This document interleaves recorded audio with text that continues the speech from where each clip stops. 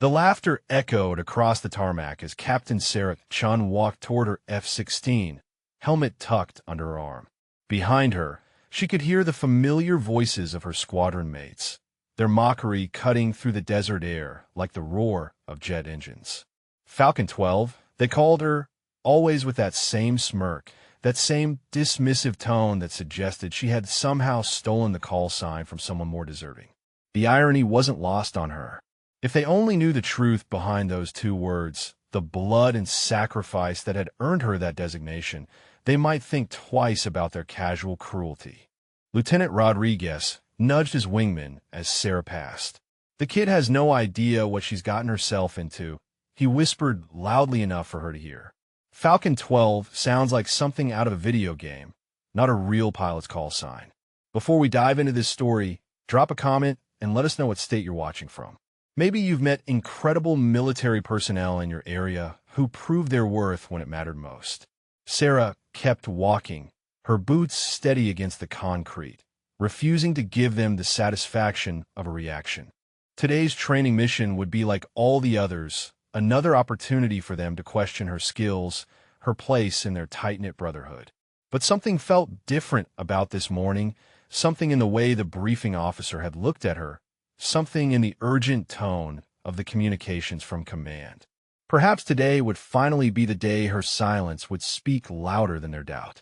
The briefing room buzzed with the usual pre-flight chatter as pilots reviewed their formation patterns and target coordinates.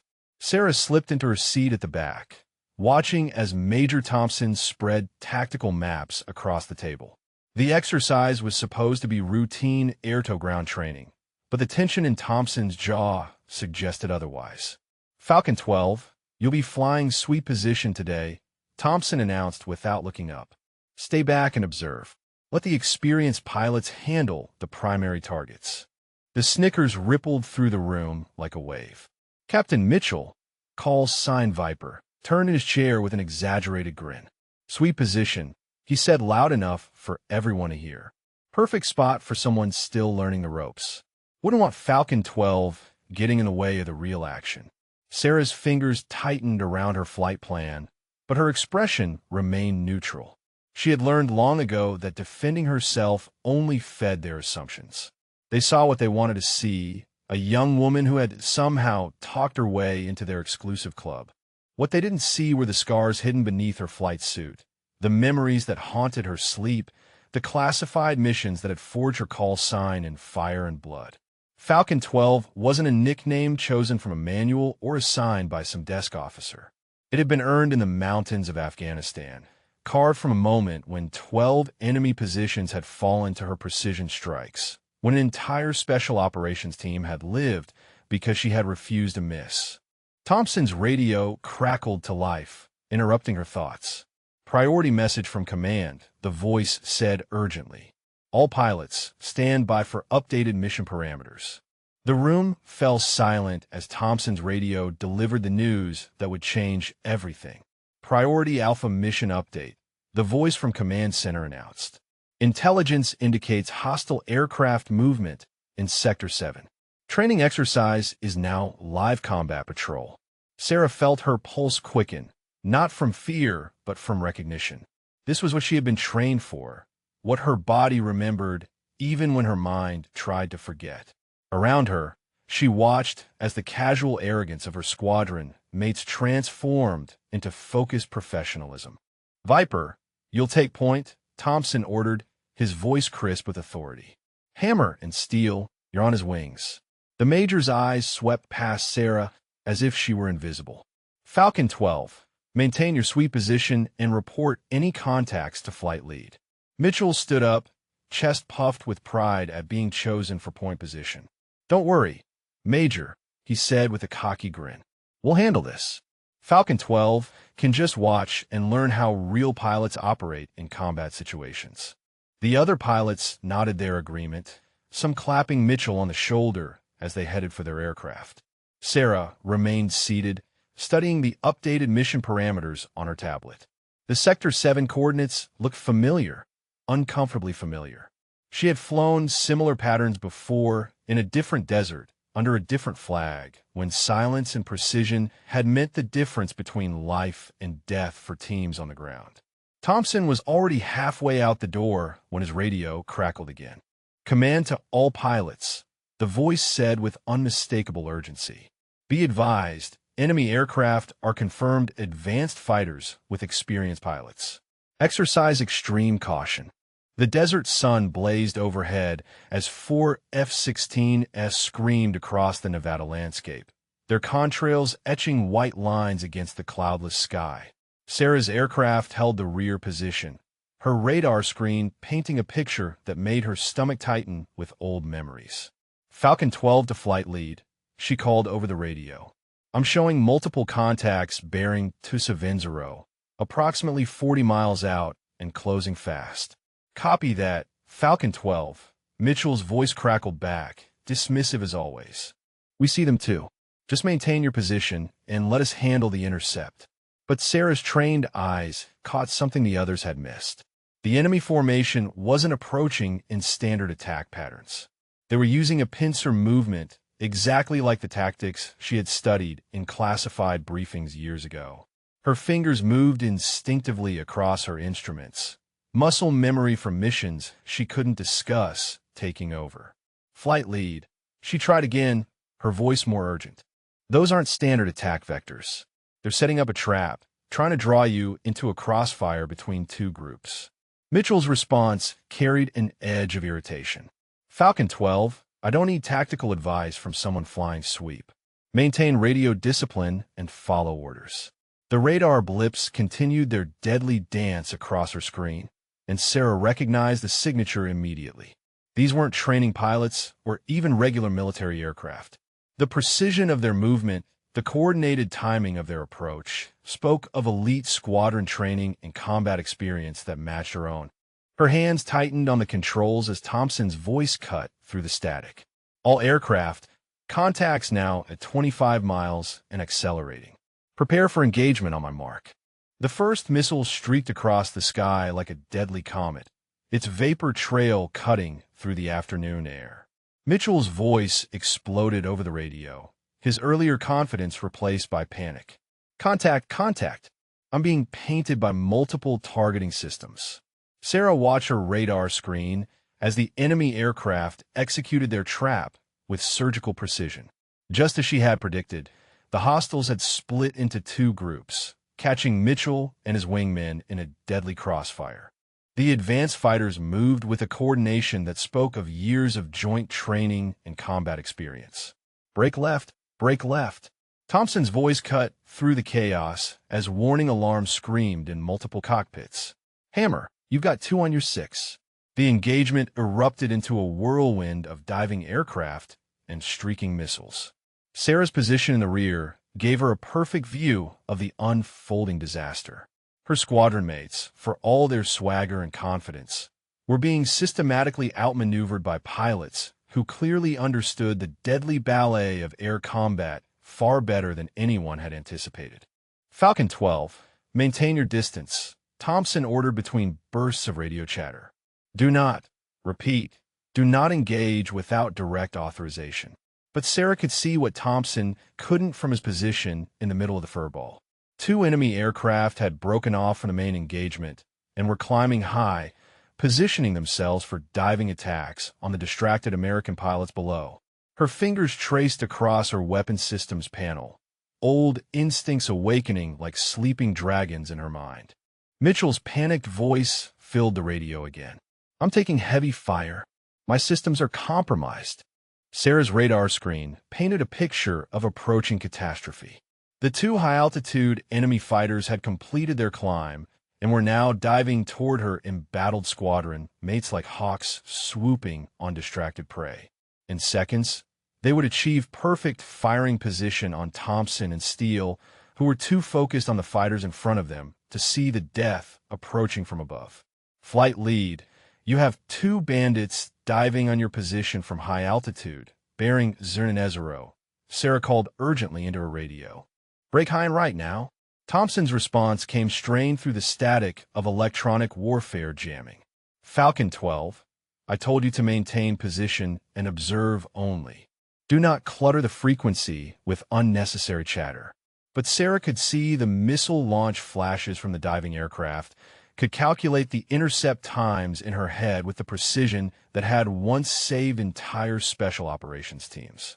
Her training, her real training, the kind that happened in black sites and classified facilities, screamed at her to act. Mitchell's F-16 suddenly rolled inverted, trailing smoke from his right engine. "Mayday! Mayday!" he gasped over the radio. I'm hit. Systems failing. I can't maintain altitude." The diving enemy fighters were 3 seconds from optimal firing position on Thompson and Steele. Sarah's thumb hovered over her weapon release, every fiber of her being telling her that orders meant nothing when lives hung in the balance. She had defied orders before in mountains where American soldiers would have died if she had followed protocol instead of instinct. Her aircraft banked hard left as her decision crystallized. Sometimes being a real pilot meant knowing when to stop following orders and start saving lives. Sarah's F-16 screamed through the sky as she pulled 7GS in a climbing turn that would have grayed out most pilots. But her body had been conditioned for this, trained in centrifuges and high-G chambers that didn't appear on any standard military curriculum. The diving enemy fighters filled her heads-up display as she rolled inverted and dove to intercept. "Falcon-12, what are you doing?" Thompson's voice cracked with disbelief. "Return to formation immediately." That's a direct order. The first enemy pilot never saw her coming. Sarah's cannon fire stitched across his aircraft's wing route with surgical precision, sending the fighter tumbling toward the desert floor in a ball of flame and debris. Her aircraft rolled hard right as the second enemy pilot tried to bring his nose around to engage her, but Sarah was already 3 moves ahead. The muscle memory of countless combat missions took over completely. Her hands moved across the controls with the fluid grace of a concert pianist, each input calculated and precise. The enemy pilot was good, very good, but he was fighting someone who had earned her call sign in the crucible of real combat against odds that would have broken lesser pilots. "Fox 2, Sarah called as her Sidewinder missile left the rail in a streak of fire and smoke. The enemy aircraft disappeared in a brilliant flash that lit up the desert sky like a second sun. Thompson's stunned voice filled the radio frequency. "Falcon-12, where did you learn to fly like that?" Below them, Mitchell's crippled F-16 continued its death spiral toward the ground. The remaining enemy fighters, seeing 2 of their wingmen eliminated in seconds, were breaking off and heading for the deck. But Sarah's attention was already focused on her wounded squadron mate. Sarah's F-16 dove after Mitchell's failing aircraft, her altimeter spinning downward as she matched his uncontrolled descent. Through her canopy, she could see smoke pouring from his engine and hydraulic fluid streaming behind him like blood from a wounded animal. "Viper, talk to me," she called over the radio, using his call sign for the first time without mockery. "What's your control status?" Mitchell's voice came back weak and shaken. "I've lost primary hydraulics, my engine's running rough, and I can't get my nose up. I'm going down, Falcon-12. I'm really going down." The desert floor rushed up toward them at terrifying speed. Sarah's mind raced through emergency procedures that weren't in any standard manual. Techniques she had learned during classified search and rescue operations where bringing everyone home alive was the only acceptable outcome. "Listen to me carefully," she said, her voice calm and authoritative in a way that surprised even her. "You still have manual reversion. I need you to pull back on your stick with everything you've got while I try something." Sarah positioned her aircraft directly above Mitchell's F-16, so close that their wingtips were only feet apart. She could see his helmet through his canopy, could see the fear in his movements as he fought against controls that no longer responded properly. "What are you doing, Falcon-12? Thompson's voice cut through the radio static. "You're too close. If his aircraft breaks up, you'll both be killed." Sarah ignored him, focusing entirely on the delicate aerial ballet she was about to attempt. She had done this before, in skies over hostile territory where failure meant death not just for pilots, but for entire ground teams waiting for extraction. Sarah carefully positioned her F-16's wingtip directly beneath Mitchell's aircraft, close enough that she could see the stress fractures spreading across his damaged wing. The maneuver she was attempting had no official name because it wasn't officially supposed to exist, learned in training facilities that appeared on no public records. On my mark, push your stick forward slightly, then pull back hard, she instructed Mitchell. I'm going to use my aircraft's lift to help carry you through the recovery. You're insane, Mitchell gasped, but there was something different in his voice now, a note of desperate hope replacing the earlier panic. Sarah engaged her afterburners and angled her aircraft's wings to create a cushion of compressed air beneath Mitchell's failing F-16. The technique required split-second timing and absolute precision, the kind of flying that existed at the intersection of physics and instinct. Now, she commanded. Mitchell followed her instructions exactly, and for one impossible moment, his aircraft seemed to float on the invisible column of air Sarah had created. His nose came up slightly, just enough to arrest the deadly spin that had been pulling him toward the desert floor. The radio exploded with voices as the rest of the squadron watched the impossible rescue unfold. Thompson's voice cut through the chatter, filled with amazement and something approaching reverence. Control, this is flight lead. Falcon-12 just performed a maneuver I've never seen before. She's literally carrying a damaged aircraft to safety. Sarah maintained her position beneath Mitchell's F-16, her instruments redlined from the stress of supporting two aircraft through pure aerodynamic manipulation. Sweat beaded on her forehead as she fought to maintain the delicate balance that kept them both airborne. The radio crackled with a new voice, one that carried the unmistakable authority of command control. All aircraft, this is Control Tower Alpha. We have been monitoring your engagement and require immediate tactical assessment. Sarah maintained her position beneath Mitchell's damaged F-16, her muscles aching from the sustained precision flying required to keep them both airborne. Around them, the remaining enemy fighters had regrouped and were approaching from multiple vectors, clearly intent on finishing what they had started. Control, this is Flight Lead, Thompson responded, his voice tight with stress. We have one aircraft severely damaged and multiple hostiles inbound. Request immediate support and vectors to nearest friendly base. The controller's response sent a shock wave through the squadron. Negative on immediate support. You're currently our closest assets to a developing situation. We have friendlies on the ground requiring immediate air support, approximately 15 miles from your current position. Sarah's blood ran cold as she recognized the coordinates the controller provided. It was the same type of mission that had forged her reputation years ago, the kind where every second mattered and failure meant good people died. But now she was carrying a damaged aircraft and facing an enemy that had already proven their skill. Thompson's voice wavered with uncertainty. Control, I'm not sure we're equipped to handle a ground support mission in our current condition.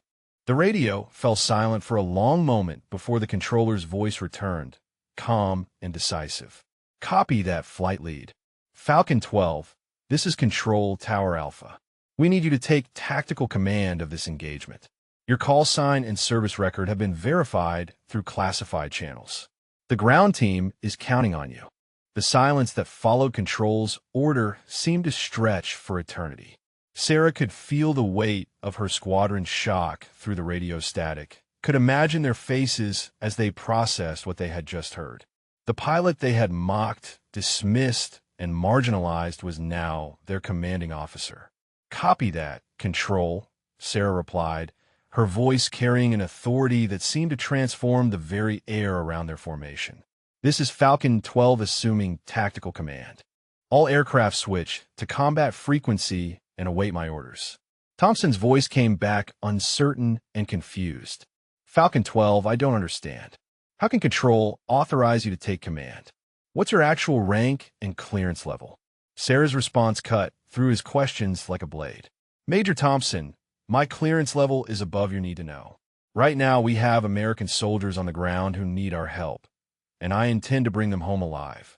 Are you going to follow my orders, or do I need to relieve you of duty?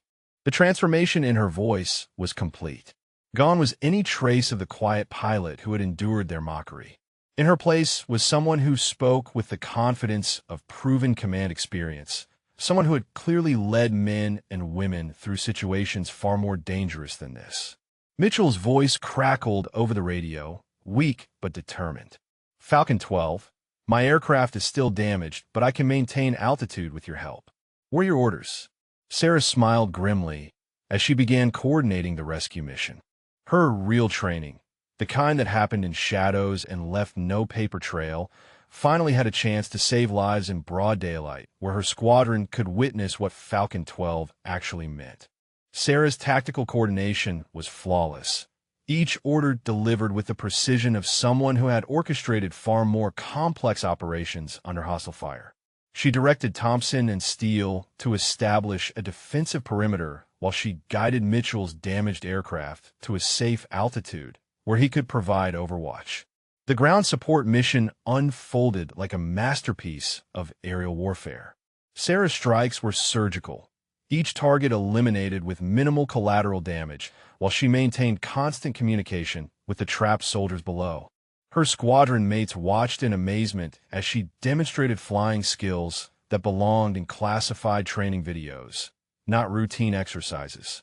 Within minutes, the enemy positions were neutralized and the ground team was moving to extraction. Mitchell's voice came over the radio, filled with something that hadn't been there before.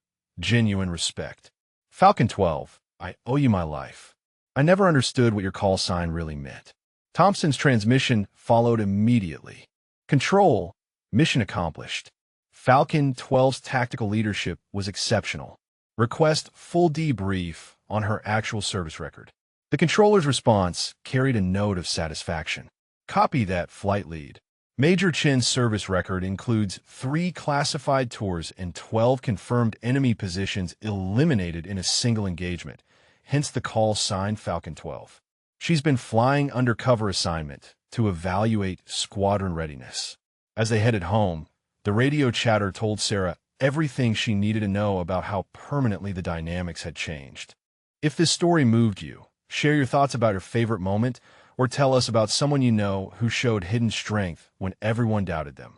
Her squadron would never again mistake quiet competence for weakness, would never again assume that a call sign was anything less than earned through blood, skill, and unwavering courage under fire.